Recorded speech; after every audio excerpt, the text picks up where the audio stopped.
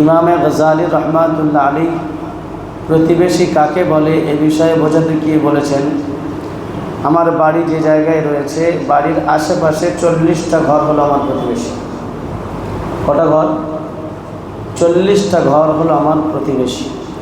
আল্লাহ রাব্বুল আলামিন প্রতিবেশীর হক সম্পর্কে কোরআনে কারিমের মধ্যে খোলাখুলি বলেছেন, ওয়াল জারি যিল কুরবা ওয়াল জারিল জুনুবি ওয়াস সাহিবি বিল জামবি ওয়া বিলিস সাবিল।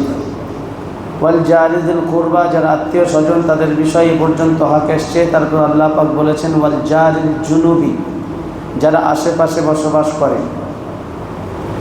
ওয়াল জারি যিল কুরবা ওয়াল জারিল জুনুবি ওয়াস সাহিবি বিল জামব, আর আশেপাশের মধ্যে অনাত্মীয় যারা যারা আত্মীয় তাদের সম্পর্কিত হয়েছে, যারা আত্মীয় নয় তাদেরকেও আল্লাহ পাক প্রতিবেশী হিসেবে গ্রহণ করেছেন। এবং প্রতিবেশীর সঙ্গে সুন্দর ব্যবহার, প্রতিবেশীর সঙ্গে সঠিক ব্যবহার, এই বিষয়ে আল্লাহ রসুল সাল্লাল্লাহু আলাইহি ওয়াসাল্লাম এত তাকিদ দিয়েছেন, এমনকি রসুলের জবান থেকে এটাও বার হয়ে গিয়েছে সে মুমিন নয়। যদি কেউ প্রতিবেশীকে কষ্ট দেয় সেই ইমানদারই নয়।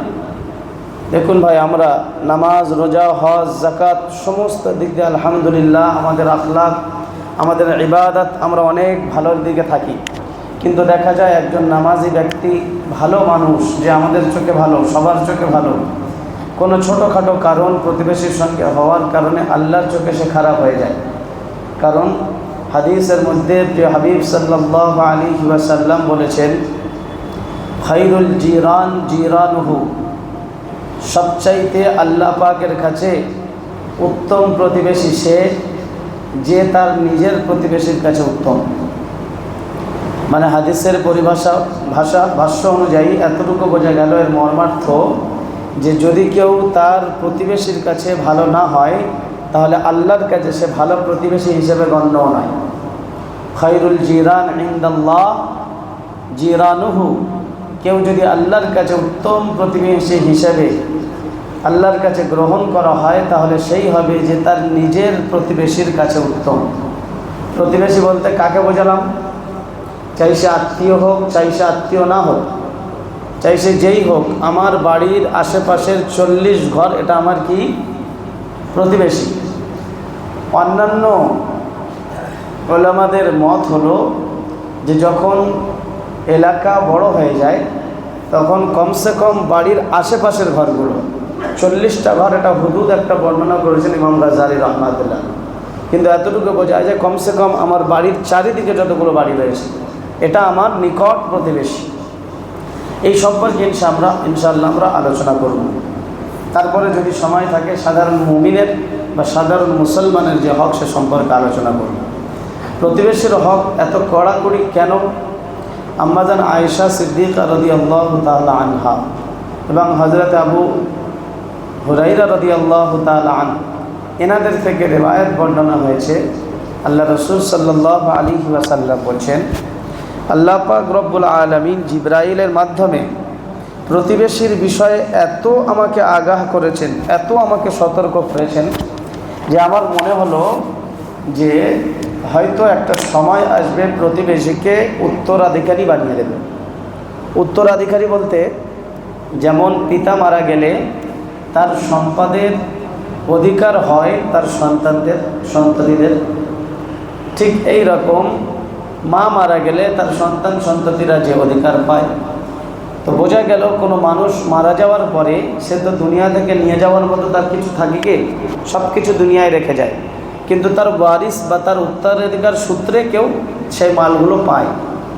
তো আল্লাহ রসুল বলছেন যে জিবরাইল সালাম আমার কাছে এত বেশি এসেছেন, প্রতিবেশীর হক সম্পর্কে এত বেশি আমাকে বলেছেন যে আমার শুধু এটা খেয়াল হলো যেন মারা যাওয়ার পরে ওই যিনি মারা গিয়েছেন তার উত্তরাধিকারী প্রতিবেশীদেরকে না বানিয়ে যায়। উত্তরাধিকারী আল্লাহ ঘোষণা করেছেন সন্ততি এনারা, আত্মীয় স্বজন এনারা, কিন্তু প্রতিবেশীকে উত্তরাধিকারী না করে দেয়, এটা আমার ভয় হচ্ছে, এটা আমার খেয়াল হচ্ছে। হাদিস, মা জালা জিবরিলু ইউসিনি বিল জার হাত্তা জানান্তু আন্নাহু সাইওয়ারিসাহু।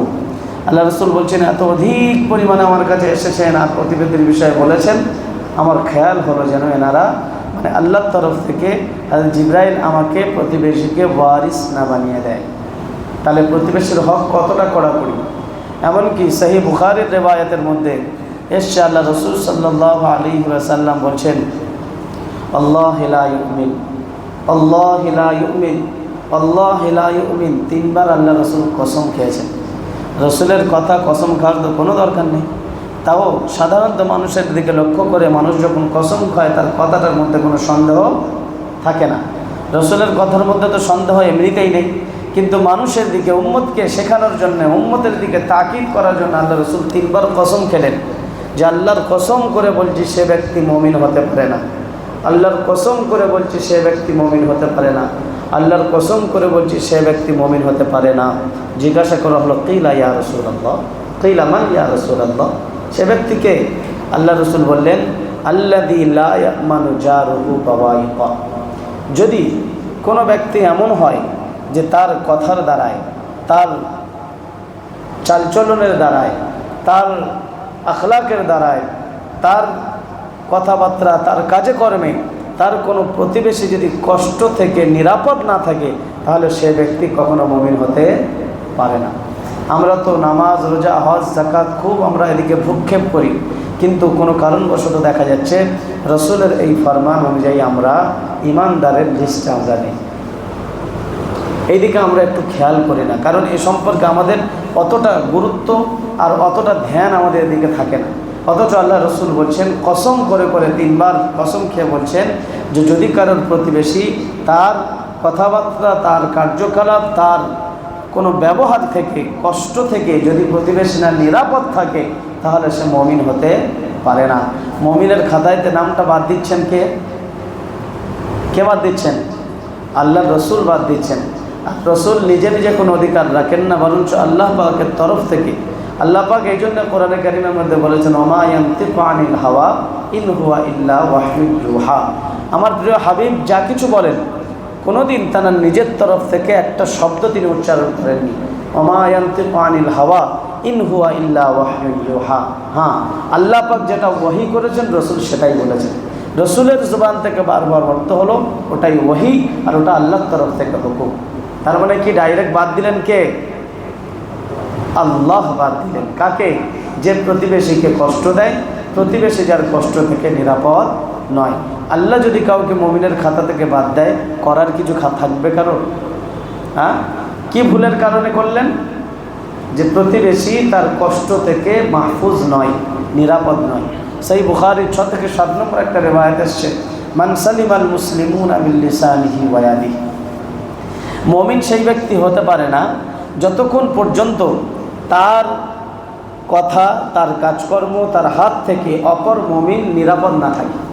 মান সালিমাল মুসলিমুনা মিন লিসানিহি ওয়া ইয়াদিহি। কোনো মানুষ নামাজ, রোজা সব দিকে ঠিক আছে, সব দিক দিয়ে ভরপুর, কিন্তু তার কথাটা এত কষ্টদায়ক হয়, তার কথাটা এত পাওয়ারফুল হয় যে মানুষের ডাইরেক্ট অন্তরে গিয়ে আঘাত করে, সে কোনোদিন মুমিন হতে পারে না। রাসূল এবং আল্লাহ নিজেই বলছেন। কোনো মানুষ সে সব দিকে ঠিক আছে, নামাজ, রোজা, হজ, যাকাত সব দিকে, কিন্তু দেখা যাচ্ছে হঠাৎ করে একটু কিছু হলে হাত তুলে ফেলে, তার কাঠগোড়ায় কিন্তু ওই ব্যক্তিকেও পাকড়াও করা হবে। হাদিসের মধ্যে এরকম এসছে, লা ইয়াদখুলুল জান্নাহ, লা ইয়াদখুলুল জান্নাহ, ওই মুমিন জান্নাতে প্রবেশ করবে না, অর্থাৎ ওই মানুষ জান্নাতে প্রবেশ করবে না, জান্নাত তার জন্য বানানো হয়নি। আল্লাযী লা ইয়ামানু জারুহু বাওয়াইকা, যে ব্যক্তির কথাবার্তা, কাজকর্ম থেকে অন্য কোনো মানুষ, অন্য কোনো মুমিন এর নিরাপদ না থাকে, জান্নাত তার জন্য বানানো হয়নি। পরিষ্কার রিওয়ায়াত।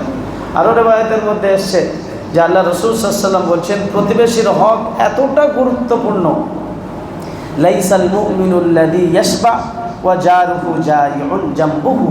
আল্লাহ রাসূল বলছেন যে কোনো মানুষ মুমিন হতেই পারে না, সে লাইসাল মুমিনুল্লাযী, ওই ব্যক্তি মুমিন হতে পারে না, আল্লাযী ইয়াশবাউ, যে পেট ভরে তো খানা খায়, কি করে? পেট ভরে খায়, তার কোনো সমস্যা নেই।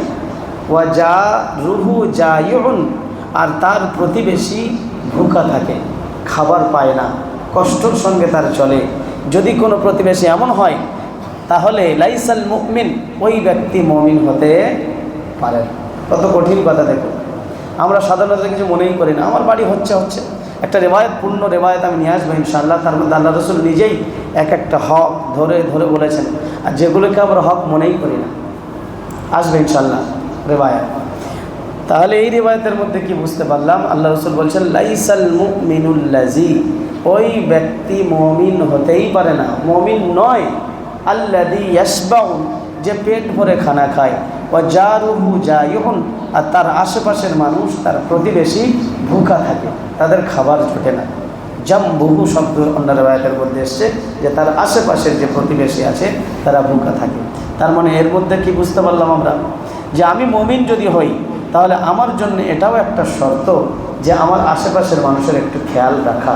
আশেপাশের মানুষ যদি কেউ ভুখা এবং ক্ষুধার্ত থাকে, তার বাড়িতে যদি খাবার না জোটে, আমি কমসে কম একদিন বিরিয়ানি না করে সাদা ভাতের আয়োজন করে কমসে কম কিছু টাকা তার হাতে যদি এই বিরিয়ানির টাকাটা কেটে নিয়ে তার হাতে পৌঁছে দিই, তার বাচ্চার কাছে যদি খুশিতে একটু খানা খেতে পারে, আর যদি এটা লুকিয়ে লুকিয়ে দিতে পারি, এর মধ্যে কোনো আমার দেখাওয়া আসলো না, কোনো রিয়াকারি আসলো না, ওই ছোট্ট ছোট্ট বাচ্চা যখন খানা খাবে আর ওই সুঘ্রাণ ওই ভাতের পাবে, তখন সে ভাববে যে এরকম তো খানা আমাদের বাড়ি বানেনি, আজকে এত সুন্দর চালের খাবারটা আমি পেলাম। ছোট্ট ছোট্ট বাচ্চা দোয়া না চাইতে পারলেও তার অন্তরে যে একটা খুশি অনুভব হয়েছে, আল্লাহর দরবারে গিয়ে খন খন খন খন করে আওয়াজ হবে, তাই বাচ্চার দিলের কথাটা আল্লাহ রাব্বুল আলামিন ওই কথাটা কবুল করতে কোনো দিন দেরি করবেন না। সুবহানাল্লাহ। আল্লাহ পাক রব্বুল আলামিন ওই ছোট্ট ছোট্ট বাচ্চার দিলের কথাগুলো অবশ্যই শুনতে পান। কেউ শুনতে পাক আর না পাক, কেউ বুঝতে পারুক আর নাই পারুক, তাদের অন্তরে যে খুশি আমার তরফ থেকে জুটলো, এই খুশিটা আমার জন্য হবে দুনিয়া এবং আখিরাতের বিরাট বড় একটা হাতিয়ার। প্রতিবেশী সম্পর্কে এমন এসছে, সূরা হুমাজার মধ্যে এসছে, হুমাজা সূরাটা নাজিল হয়েছে, কিছু দোষ এবং কিছু গুণ এমন আছে মানুষের, যে মানুষের ওই গুণের কারণে আলাদাভাবে তাদের জন্য জাহান্নামের আযাব তৈরি করা হয়েছে। জাহান্নামের মধ্যে ওয়াইল শব্দ, কোনো মুফাসসিরিনে কেরাম লিখেছেন ওয়াইলুন, এই শব্দটার অর্থ ওয়াইল। এই ওয়াইল শব্দের অর্থ হলো জাহান্নামের একটা ভাগ, মানে একটা জাহান্নামকে ওয়াইল বলা হয়, যেটা আলাদাভাবে বানানো হয়েছে। কোনো মুফাসসিরিনে কেরাম বলেছেন ওয়াইল শব্দের অর্থ হলো জাহান্নামের একটা বিরাট গর্ত, যেখানে অধিক পরিমাণ আযাব হবে। আল্লাহ পাক বলছেন ওয়াইলুল লিল মুতাফফিফিন, যারা মানুষের সঙ্গে ব্যবসা বাণিজ্য করার ক্ষেত্রে ওজনে কম দেয়। কি করে? ওজনে কম দেয়, নিচেই চমুক ধরিয়ে হোক আর সেটিংটা গন্ডগোল করে হোক, ওজনে যদি কম দেয়, মুতাফফিফিন যারা ওজনে কম দেয়, তাদের জন্যে আল্লাহ বলছেন ওয়াইল নামক জাহান্নাম বা জাহান্নামের ওই অংশটা তার জন্য নির্ধারিত হয়ে গেল। নাউযুবিল্লাহ মিন যালিক। ওই জন্য যারা আমরা ব্যবসা করি কমসে কম একটু বেশি দেওয়ার চেষ্টা করব, আর যেটা বেশি দেবো ওটা মনে মনে হাদিয়ার নিয়ত করে নেব, তাহলে আমি সওয়াবও পেয়ে গেলাম এবং এই জায়গা থেকে আমি বেঁচে গেলাম। আমি যখন পুরো সেম নাপতোল করব, সেম হতে পারে আমার কোনো আধুনিক যন্ত্রপাতি, যেহেতু এখন যে পাল্লাগুলো কম আমার হয়েই যেতে পারে, যদি বাই চান্স হয়ে যায়, আমি কিন্তু এত বড় একটা মানে ওয়াইদের আওতায় এসে গেলাম। কিন্তু আমি যখন একটু বেশি দেবো আর আমার মনে মনে নিয়ে থাকবে এটা তো আমার একটা ভাই, এটা আমার মুমিন ভাই, এটা আমার প্রতিবেশী, আমি যতটুকু বেশি দিচ্ছি আমার তরফ থেকে হাদিয়া হয়ে যাবে। কথা বুঝে এসছে? 1 গ্রাম 2 গ্রাম যেটা বেশি দিলাম সেটা ইনশাআল্লাহ তাই আমাদের দিন ওটা অনেক বড় গ্রাম হিসেবে আমি পাবো ইনশাআল্লাহ। তো ওয়াইলুল লিল মুতাফফিফিন, ঠিক এইরকম হুমাজা সূরার মধ্যে এসছে ওয়াইলুল লিকুল্লি হুমাজাতিল লুমাজা, ওয়াইলুল লিকুল্লি হুমাজাতিল লুমাজা। হুমাজা শব্দের অর্থ হলো কোনো মানুষ এরকম থাকে, সে শুধুমাত্র তার এটাই কাজ থাকে, কে কি করছে এটা তার খবর রাখা, কে কি করছে এটা তার খবর রাখা। আপনারা দুজন গল্প করছেন যে ওই ব্যক্তিটা খুব ভালো গো, ও পাশ থেকে এসে চা খেতে খেতে একটু চা চুমুক দিয়ে বলবে তুই ওকে ভালো বলছিস, দেখ ওর এই ব্যাপার, মানে ওকে ডাকাও হয়নি, ও এসে আপনার সঙ্গে এসে জোর করে আপনাকে বলে দেবে। কোনো মানুষ আছে শুনেছিস ওই অমুক গ্রামে কি হয়েছে, বলছে আমি শুনি, বলছে তাহলে শোন, বলে ঘটনাটা ভালো করে বিবৃতি দিল এখানে। তো এই মানুষ, একে বলা হয় হুমাজা। ওয়াইলুল লিকুল্লি হুমাজাতিল লুমাজা, ওই ব্যক্তি যে মানুষের পিছনে ওই দোষ খুঁজে বেড়ায়, চুনে চুনে বেড়ায়। আর কীভাবে লোকের কাছে বললে তার পেটটা একটু শান্তি হয়, যতক্ষণ পর্যন্ত পেটের ভিতর হড়পড় করে, যতক্ষণ না প্রকাশ করে দেয়, এই ব্যক্তির জন্য আল্লাহ বলছেন ওয়াইল নামক জাহান্নাম তার জন্য আছে। কী লাভ হলো ভাই, কী লাভ হলো? অথচ কিয়ামতের দিন ওই যে রিওয়ায়াত আমরা শুনেছি, কিয়ামতের দিন যতই নেকি নিয়ে যাক না কেন, মানুষ তার হক সম্পর্কে আল্লাহর সামনে এসে যখন অধিকার আদায় করার জন্য আল্লাহর সামনে এসে বিচার জানাবে, আল্লাহ পাক ওই ব্যক্তিকে জান্নাতে যাওয়ার থেকে রুখে দেবে।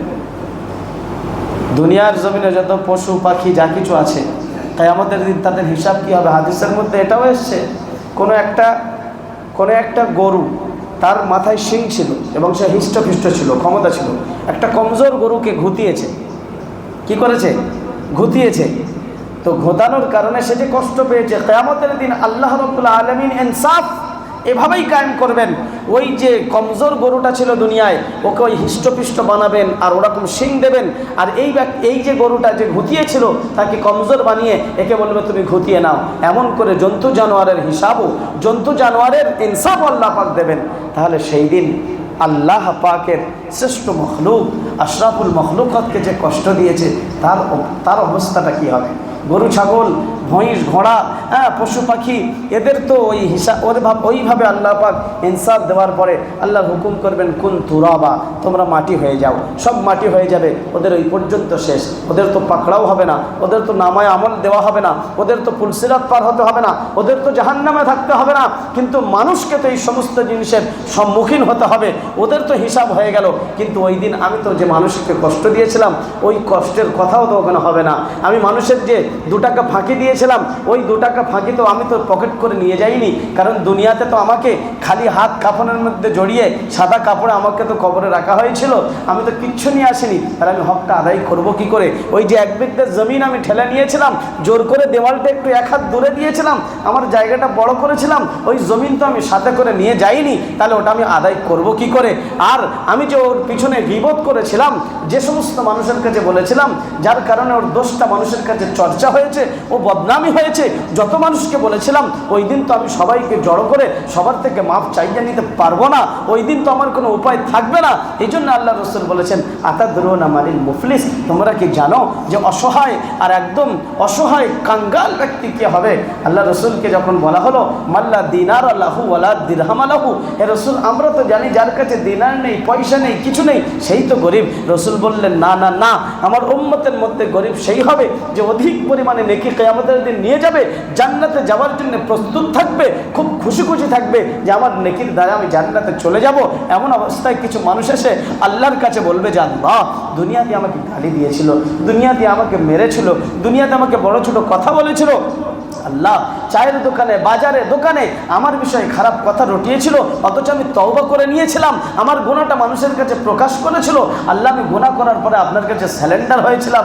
আল্লাহ রাব্বুল আলামিন ওই দিন ওই জায়গার ওর হিসাব দেওয়াতে দেওয়াতে একে অপরের হক নিতে নিতে যখন তার নেকিগুলো শেষ হয়ে যাবে, যাওয়ার পরে আর কিছু থাকবে না, কিছু মানুষ দাঁড়িয়ে থাকবে, বলবে আল্লাহ আল্লাহ যারা তো হক পেত তারা নিয়ে চলে গিয়েছে, আমাদের হক বাকি রয়েছে, আমাদেরকে কষ্ট দিয়েছিল। আল্লাহ রাব্বুল আলামিন বলবেন তাহলে এর কাছে যখন কিছু নেই, তাহলে মাইনাস প্লাস হয়ে যাক, তোমাদের গোনাটা এর উপরে চাপিয়ে দাও। ওই মানুষটা যত বেশি নেকি নিয়ে গিয়েছিল, মানুষের গোনা অত বেশি মাথায় নিয়ে সে জাহান্নামে থেকে নিক্ষেপ করা হবে, নাউযুবিল্লাহ। এমন পরিস্থিতি মানুষের আসবে। এই জন্য খুব কঠিন ব্যাপার, খুব কঠিন ব্যাপার। আল্লাহ পাকের হকের মধ্যে কোনো সমস্যা হয়ে গিয়েছে, আমি 2 ফোঁটা চোখের পানি ঝরিয়ে আদায় করে নিলাম, আল্লাহ পাক দয়া করলে আল্লাহ মাফ করে দিতে পারেন। আল্লাহর দয়া অসীম, কিন্তু মানুষের মনে যে কষ্ট লেগে থাকে, ওই জানাজার ময়দানে খাটিয়ায় শুইয়ে রেখে মানুষের সামনে যদি বলা হয় যাও করেছে, ভুল করেছে, মাফ করে দাও, হতে পারে তো যার কাছে ভুল করেছে সে ওই জানাজায় উপস্থিত নেই, যার কাছে ভুল করেছে, যাকে কষ্ট দিয়েছে সে ওই জানাজাতে যে থাকবে, এটা কি করে সম্ভব? সবাই তো জানাজায় উপস্থিত থাকে না ভাই। আমার প্রতিবেশী, আমার আশেপাশের মানুষ তারা হয়তো আছে, কিন্তু আমি যে হাটে গিয়ে খারাপ ব্যবহার করেছিলাম, আমি যে কোনো জায়গায় বাসে ট্রেনে মানুষের সঙ্গে খারাপ ব্যবহার করেছিলাম, আমি যে কোনো জায়গায় মানুষের সঙ্গে খারাপ কথা বলেছিলাম, খারাপ ব্যবহার করেছিলাম, সেই সমস্ত মানুষ তো এখানে নেই। সুতরাং ওই জানাজার ময়দানে মাপ চাওয়াটা এটা কোনোদিন সব কিছুর তরফ থেকে মাফ হয় না। কিছু মানুষ এমনও থাকে যার দিলে এতটা কষ্ট থাকে সে মুখ থেকে মাফ করলেও তার অন্তর মেনে নেয় না, তাহলে ভাই ওই শেষবারের মতো এরকম মাপ চেয়ে কোনো লাভ নেই। দুনিয়ায় বেঁচে থাকতে থাকতে যে যার কাছে ভুল করেছে তার কাছে যদি মাপ চেয়ে নেয়, কিয়ামতের দিন অমন কঠিন দিনে সে ইনশাআল্লাহ অপমান অপদস্থ হবে না, আর আল্লাহ পাক রব্বুল আলামিন তাকেও মাফ করে দেবেন ইনশাআল্লাহ। তো যে কথা বলছিলাম যে হুমাজা এই শব্দ এসছে কার জন্যে, যে পিঠ পিছে মানুষের দোষ গুনে গুনে বেড়ায়। ওই সূরার শেষে এসছে ওয়ায়ামনাউন আল মাউন। আল মাউন শব্দের অর্থ মুফাসসিরিনে কেরাম বলেছেন যে মাউন শব্দের অর্থ হলো যে জিনিস যারা মানুষ উপকার পায়। যেমন ধরে নেন নিত্য প্রয়োজনীয় জিনিস। আমার বাড়িতে একটু কারেন্টের কাজ হচ্ছে, আমার পাশের বাড়িতে একজনের সিঁড়ি আছে, সিঁড়ি কি আছে, সিঁড়ি আছে, আর আমার বাড়িতে সিঁড়ি নেই। হঠাৎ দরকার পড়েছে, বা লম্বা টুল বা সিঁড়ি যেটার উপরে দাঁড়িয়ে কাজ করবে, এখন মিস্ত্রি বলছে একটা সিঁড়ি লাগবে। আমি পাশের বাড়িতে আছে খবর পেয়ে আমি তাদেরকে গিয়ে বললাম যে ভাই ওই সিঁড়িটা একটু আমার লাগবে। এ বললো না, দেওয়া যাবে না। কি করলো? দেওয়া যাবে না। এটা প্রয়োজনীয় জিনিস, কোনো একটা জিনিস জরুরতের জিনিস আপনার কাছে চাইতে আসলে আপনি মানা করে দিলেন। এই শব্দটা আল্লাহ ব্যবহার করেছেন ওয়ায়ামনাউন আল মাউন। নিত্য প্রয়োজনীয় জিনিস দিতে থেকে যারা রুখে দেয়, যারা মানা করে দেয়, তাদের জন্যও ওয়াইল নামক জাহান্নাম আছে। কত বড় কথা বলুন তো, আমরা কেউ ভেবেও দেখি না। এরকমও বলে দেয় যে বাড়িতে নেই, এরকমও বলে দেয় যে দেওয়া যাবে না। দেওয়া যাবে না এটা তো খুব কঠোরভাবে, অনেকে যারা একদম কঠোর।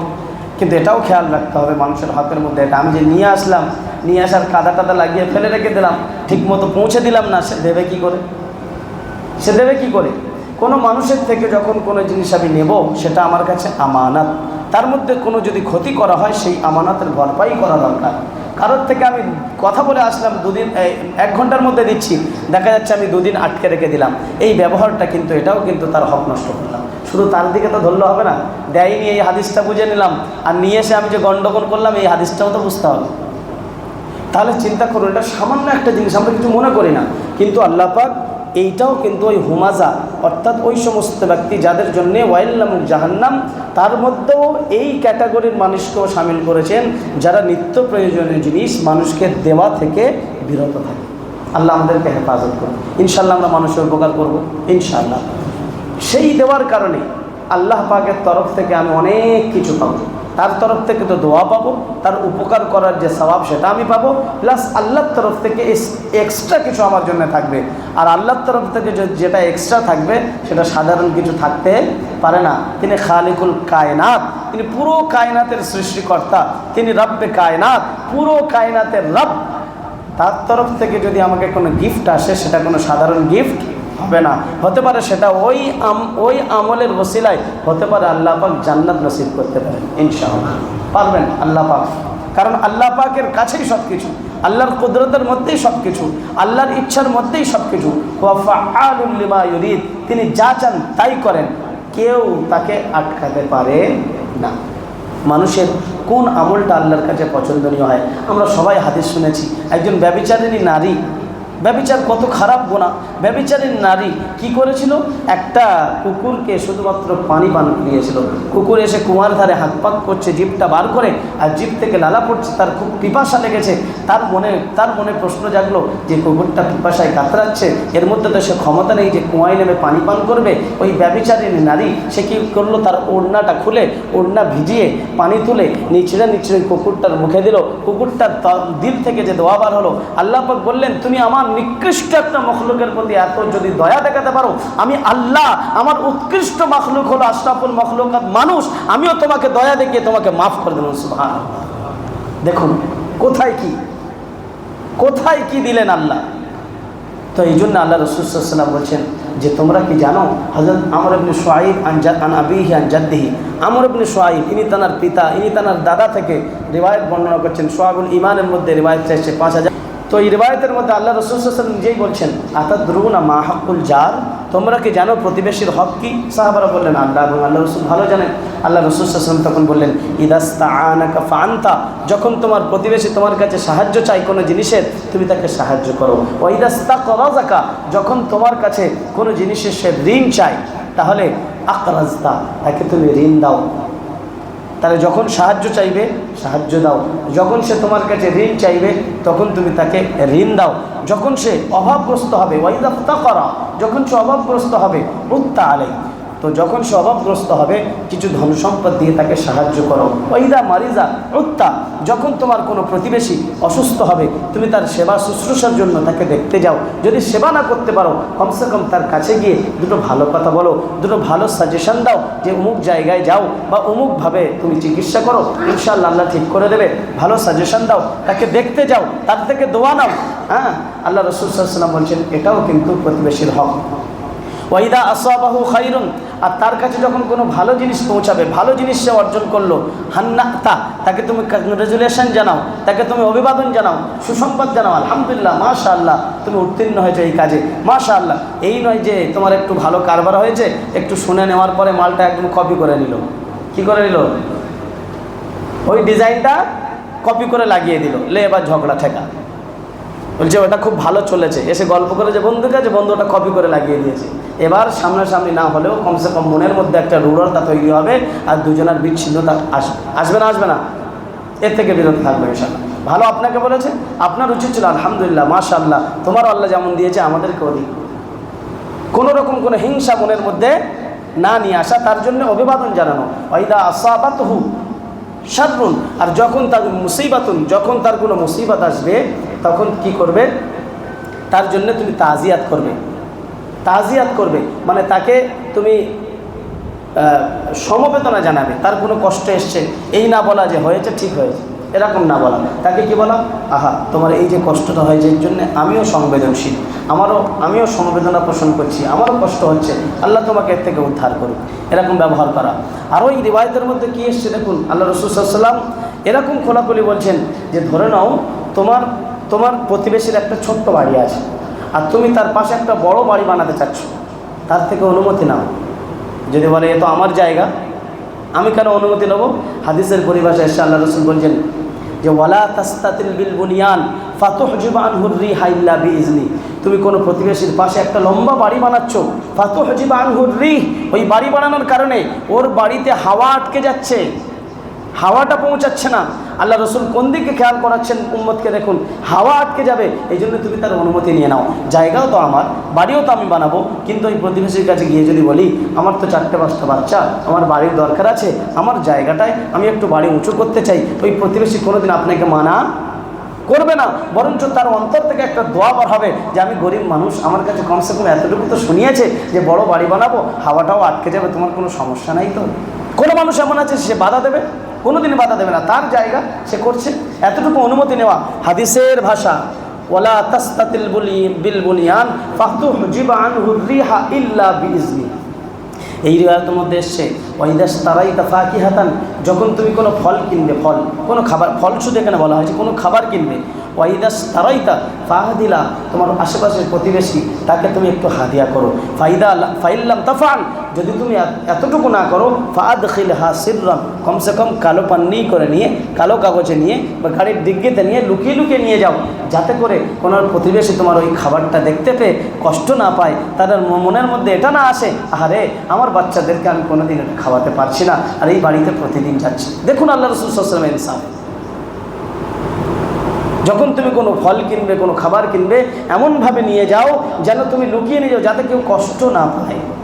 এই রিওয়ায়াতের মধ্যে এসছে যে ওয়ালা তুজিহি বিরিহ কিদরিক, তোমার বাড়িতে তুমি গোশত রান্না করছো বা একটা কোনো ভালো জিনিস রান্না করছো, তার সুঘ্রাণ, তার যে ঘ্রাণ আছে ওই ঘ্রাণ দিয়ে প্রতিবেশীকে কষ্ট দিও না। ওয়ালা তুজিহি বিরিহ কিদরিক, তোমার হাঁড়ির সুঘ্রাণ দিয়ে কাউকে কষ্ট দিও না। কেন? ইল্লা আন তাগরিফা লাহু মিনহা, হ্যাঁ তুমি এতটুকু করো যে কোনো খুশবুদার জিনিস বানানোর কারণে পাশের বাড়িতে যে খুশবু গিয়েছে, কমসে কম তুমি একটু হাদিয়া তার বাড়িতে পাঠাও। হযরতে আবু যার রাদিয়াল্লাহু তাআলা বলছেন, হ্যাঁ আমার রাসূল সাল্লাল্লাহু আলাইহি ওয়াসাল্লাম, আমার খলিল, আমার দোস্ত আমাকে উপদেশ দিয়েছেন ইজা তবাখতা মারাকাতান ফাকসির মা আহা, যখন তুমি তরকারি বানাবে, খানা বানাবে, তরকারি, ওই তরকারির মধ্যে কমসে কম একটু পানি একটু বেশি দিয়ে দিও, ঝোলটা একটু বেশি হলে কমসে কম আরও দুটো প্রতিবেশী বাড়িতে যেন তুমি দিতে পারো।